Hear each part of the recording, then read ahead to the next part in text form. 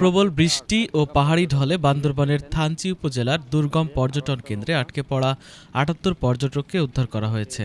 মঙ্গলবার বিকেলে দুর্গম তিন্দু ও রেমাক্রি এলাকার বড় পাথর, নাফাখুম প্রমুখ এলাকা থেকে ৫টি শক্তিশালী ইঞ্জিন চালিত নৌকাযোগে তাদের উদ্ধার করে ফ্রান্সিল সদরে নিয়ে আসা হয়েছে।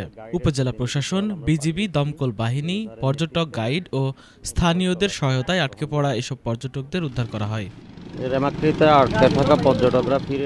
গত ৩ দিনের টানা প্রবল বর্ষণ ও পাহাড়ি ঢলে সাঙ্গু নদী ও রেমাক্রি খালের পানি বৃদ্ধি পাওয়ায় প্রচণ্ড স্রোতের কারণে শতাধিক পর্যটক বিভিন্ন এলাকায় আটকে পড়েন। পরে স্থানীয় প্রশাসন এসব আটকে পড়া পর্যটকদের উদ্ধারের উদ্যোগ নেয়।